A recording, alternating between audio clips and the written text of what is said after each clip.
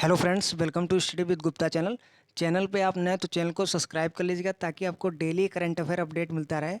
तो आज हम 22 से 24 अगस्त के जितने भी इम्पोर्टेंट जो करंट अफेयर क्वेश्चन है जो एग्ज़ाम पॉइंट ऑफ व्यू से पूछे जा सकते हैं तो उन सभी को हम डिस्कस कर लेते हैं।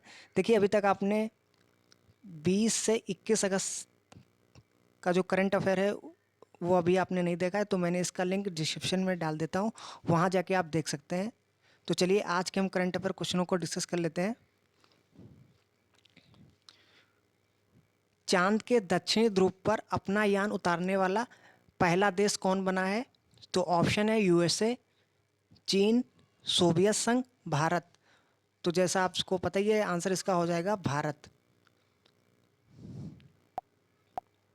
दुनिया का मात्र भारत देश ऐसा है जिसने चंद्रमा के दक्षिणी ध्रुव पर अपने यान को भेजा है। इससे पहले बात करें तो यूएसए, चीन और सोवियत संघ, इन्होंने चंद्रमा पर अपनी लैंडिंग तो की है, लेकिन चंद्रमा के साउथ पोल दक्षिणी ध्रुव पे मात्र भारत ही पहुंचा है। ये दक्षिणी ध्रुव पर लैंडिंग नहीं करवा पाए हैं यूएसए, चीन, सोवियत। तो ध्यान रखिएगा, भारत पहला देश बन गया है चांद के दक्षिणी ध्रुव पर अपने यान को पहुंचाने वाला। अगर हम अमेरिका की बात करें तो इसके रेंजर प्रोग्राम जो कि 1964 में इसके ज़रिए इसने अपने यान को भेजा था और इसने चंद्रमा की पहली क्लोजअप तस्वीर प्राप्त की थी। उसके बाद सर्वेयर प्रोग्राम, ये इसके ज़रिए 1966 से लेके 1968 तक इसने सर्वेस प्रोग्राम के तहत अपने यान भेजे और इसने चंद्रमा पर सॉफ्ट लैंडिंग करवाई। उसके बाद अगर हम चीन देश की बात करें तो इसने चोंग ई 3, इसने 1 दिसंबर 2013 को अपने यान को चंद्रमा पर भेजा। उसके बाद अगर हम सोवियत संघ की बात करें तो इसने लोना प्रोग्राम के जरिए 1959 से 1976 के तहत चंद्रमा पर लैंडिंग करवाई। तो इससे पहले अमेरिका, चीन और सोवियत संघ जिन्होंने अपने यान को चंद्रमा पर लैंडिंग करवाई, लेकिन भारत पहला देश बना है जिसने चंद्रमा के दक्षिणी ध्रुव साउथ पोल पे अपने यान की सॉफ्ट लैंडिंग करवाई है। तो ये ध्यान रखिएगा ये सभी। चंद्रयान 3 की बात करें तो इसरो अंतरिक्ष एजेंसी है इंडिया की, इसने ये चंद्रयान 3 मिशन लॉन्च किया। इसकी अगर स्थापना की बात करें तो स्थापना हुई थी 15 अगस्त 1969 को। और किसने स्थापना की थी? तो विक्रम साराभाई ने, सॉरी, विक्रम साराभाई, इन्होंने इसरो की स्थापना की। और जो चंद्रयान मिशन था तो ये 14 जुलाई को आंध्र प्रदेश के श्रीहरिकोटा के सतीश धवन अंतरिक्ष केंद्र से ये लॉन्च किया गया। एक चीज़ में ध्यान रखिए, इसरो की बात करें तो इसरो के जो वर्तमान अध्यक्ष हैं एस सोमनाथम, वे वर्तमान अध्यक्ष हैं। चंद्रयान मिशन की बात करें तो इसमें इसको रॉकेट LVM M4 के जरिए प्रक्षेपित किया गया। तो 14 जुलाई से 23 अगस्त को कल ये चंद्रमा की सतह पर इसने लैंडिंग की। जो 14 जुलाई से 23 अगस्त के बीच कई कई चरणों में ये गुजरात, उन सभी को हम देख लेते हैं। देखिए, इसरो ने पृथ्वी से दूर कई बार चंद्रमा 3 की है कक्षाएं बदली। उसके बाद 1 अगस्त की बात करें तो ये पृथ्वी की कक्षा को छोड़कर जो यान है वो चंद्रमा की ओर बढ़ गया था। 5 अगस्त की बात करें तो ये यान चंद्रमा की कक्षा में प्रवेश कर गया। उसके बाद 17 अगस्त में इसके जो प्रोपल्शन मॉड्यूल है और लैंडर मॉड्यूल, ये दोनों अलग अलग हो गए और लैंडर जो है वो चंद्रमा की सतह की ओर बढ़ा। और 23 अगस्त मतलब कल को ये चंद्रमा की सतह पर इसने लैंडिंग कर दी। तो ये सभी आप पॉइंट ध्यान रखिएगा। अगला क्वेश्चन देखते हैं। इंपॉर्टेंट क्वेश्चन है, 15वां जो ब्रिक्स सम्मेलन है 2023 का, ये कहाँ आयोजित हुआ? तो ऑप्शन है भारत, साउथ अफ्रीका, चीन, ब्राज़ील। तो आंसर इसका हो जाएगा साउथ अफ्रीका। साउथ अफ्रीका के जोहानिसबर्ग में इसका आयोजन किया गया 15वें ब्रिक्स सम्मेलन का। अब हम ब्रिक्स संगठन की बात कर लेते हैं, ग्रुप की। तो इसकी स्थापना कब हुई थी? 2009 में। देखिए, जितने मैं पॉइंट बता रहा हूँ तो स्टैटिक जीके के रूप में सभी पॉइंट इंपॉर्टेंट है जो एग्ज़ाम में पूछे भी जा सकते हैं। अगर इसके हेडक्वार्टर की बात करें तो चीन के संघाई में इसका हेडक्वार्टर है ब्रिक्स का। तो ब्रिक्स में अगर हम टोटल देशों की बात करें तो टोटल देश हैं 5 देश। जैसे ही इसके नाम से ही आपको पता चल रहा है, ब्रिक्स। तो इसका जो बी है ये ब्राज़ील है देश। आर की बात करें तो इससे मतलब रसिया, और आई मतलब इंडिया से, सी मतलब चाइना से, और एस मतलब साउथ अफ्रीका से। तो टोटल इसमें इस ग्रुप में 5 कंट्री। साउथ अफ्रीका की बात करें तो ये 2011 में इस ग्रुप में शामिल हुआ था, जिसके बाद इसका नाम ब्रिक्स हो गया। अगर हम प्रथम ब्रिक्स सम्मेलन की बात करें तो ये रूस में हुआ था, और रूस के येकेटरिनबर्ग में इसका आयोजन किया गया था प्रथम ब्रिक्स का। और जो लास्ट वाला हुआ था 14वां ब्रिक्स सम्मेलन 2022 में, ये बीजिंग में हुआ था, चीन के बीजिंग में। तो ये भी आप ध्यान रखिएगा। और इस बार जो 2023 का है ये साउथ अफ्रीका के जोहानिसबर्ग में हुआ। अगला क्वेश्चन देखते हैं। ISSF निशानेबाजी विश्व चैंपियनशिप 2023 में 25 मीटर स्टैंडर्ड पिस्टल स्पर्धा में गोल्ड मेडल किसने जीता? तो ऑप्शन है अमनप्रीत सिंह, तियाना, यशिता शौकीन। तो आंसर इसका हो जाएगा अमनप्रीत।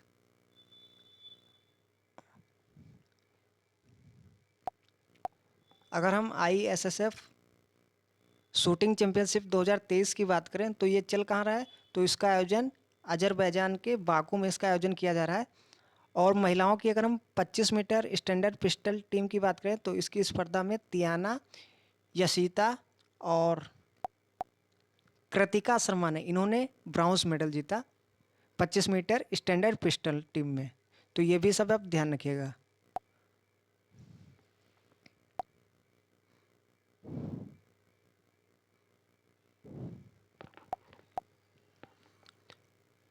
मुख्य चुनाव आयोग का राष्ट्रीय प्रतीक नेशनल आइकॉन ये किसे नियुक्त किया गया है?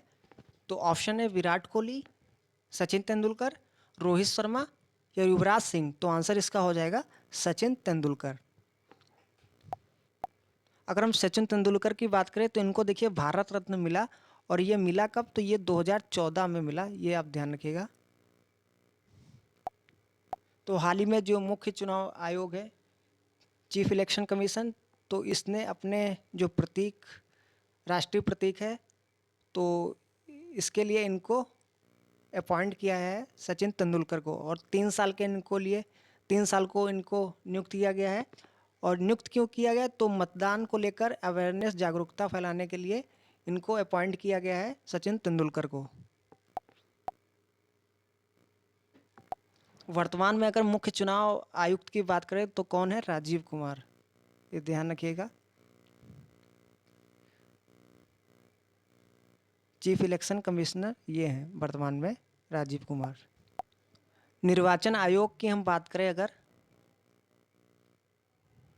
तो इसमें कुछ आप पॉइंट ध्यान रखिएगा। ये कॉन्स्टिट्यूशन के कौन से आर्टिकल में है? तो 324 से 329 में है निर्वाचन आयोग। और जो मुख्य निर्वाचन आयुक्त होते हैं तो ये इनको अपॉइंट कौन करता है? राष्ट्रपति द्वारा इनको अपॉइंट किया जाता है। अगर इनके हम कार्यकाल की बात करें तो कार्यकाल इनका 6 वर्ष होता है। 6 वर्ष या ये 65 वर्ष के हो गए हों, जो भी इन दोनों में पहले हो। और अगर निर्वाचन आयोग की बात करें तो ये कॉन्स्टिट्यूशन के कौन से पार्ट में है? पार्ट 15 में है ये निर्वाचन आयोग। तो ये सभी पॉइंट आप ध्यान रखिएगा। अगला क्वेश्चन है, देश का पहला दुर्घटना परीक्षण कार्यक्रम भारत NCP, इसकी शुरुआत कहाँ की गई? तो ऑप्शन है दिल्ली, लखनऊ, अहमदाबाद, मुंबई। तो आंसर इसका हो जाएगा दिल्ली। अगर इस कार्यक्रम की बात करें, NCP की दुर्घटना परीक्षण कार्यक्रम है, तो इसकी शुरुआत जो केंद्र में मिनिस्टर हैं, परिवहन मिनिस्टर नितिन गडकरी, इनके द्वारा इसकी की गई शुरुआत दिल्ली में। और इस कार्यक्रम को लागू कब से किया जाएगा? तो ये 1 अक्टूबर 2023 से लागू होगा। और इस कार्यक्रम के अगर उद्देश्य की बात करें तो जो 3.5 टन के जो मोटर वाहन हैं उनके सड़क मानकों में सुधार करने के लिए इस कार्यक्रम की शुरुआत की गई NCP की। अगला क्वेश्चन देखते हैं। महिला एशियाई ट्रॉफी हॉकी टूर्नामेंट की मेजबानी कौन सा शहर करेगा? तो ऑप्शन है रांची, भुवनेश्वर, भोपाल, नोएडा। तो आंसर इसका हो जाएगा रांची। इसके आयोजन की बात करें तो 27 अक्टूबर से और 5 नवंबर तक ये टूर्नामेंट चलेगा और इसका जो आयोजन है रांची में पहली बार किया जा रहा है। तो आंसर इसका हो जाएगा रांची। ये ध्यान रखिएगा, पूछा जा सकता है एग्जाम में। देखिए इसमें कुछ और पॉइंट आप ध्यान रखिएगा हॉकी से रिलेटेड। अगर हम 15वें हॉकी मेंस की बात कर रहा हूँ मैं, वर्ल्ड कप की बात करें 2023 की, तो ये कहाँ हुआ था? इंडिया में हुआ था।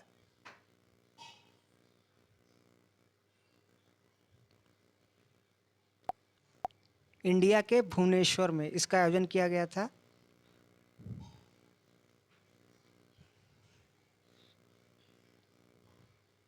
कलिंगा स्टेडियम में,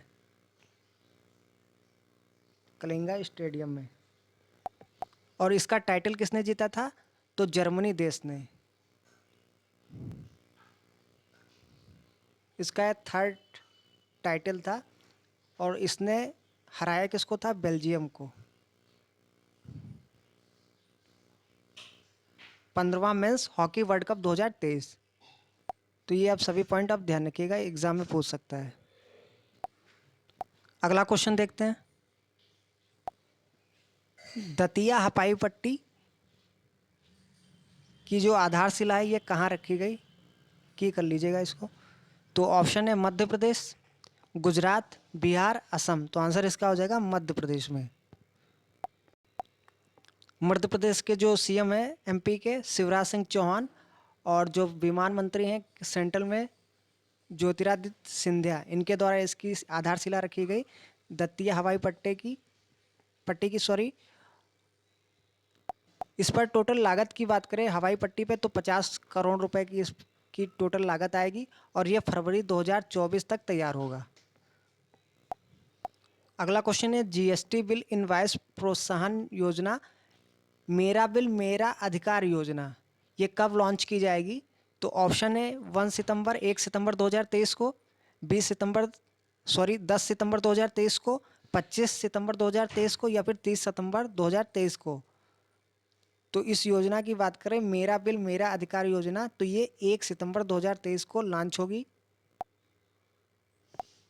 अगर इस योजना की बात करें तो पहले कुछ राज्यों में लॉन्च की जाएगी, जैसे असम हो गया, गुजरात हो गया, हरियाणा, पांडुचेरी, दमन द्वीप और दादरा नागर हवेली, ये इन राज्यों में ये लॉन्च की जाएगी 1 सितंबर 2023 को। ये योजना है क्या? तो इसका उद्देश्य क्या है? तो जो ग्राहक है उनको अगर वो कोई प्रोडक्ट खरीदते हैं, प्रत्येक प्रोडक्ट के खरीद पर बिल मांगने के लिए प्रोत्साहित करना इस योजना का उद्देश्य है, मेरा बिल मेरा अधिकार का। तो लॉन्चिंग इसकी 1 सितंबर 2023 को होगी। अगर हम जीएसटी की बात करें जीएसटी की, तो ये इनडायरेक्ट टैक्स है और इसको भारत में 1 जुलाई 2017 को लागू किया गया था। और इसको कौन से अमेंडमेंट द्वारा कॉन्स्टिट्यूशन में लाया गया था? 101 वहाँ संशोधन किया गया था।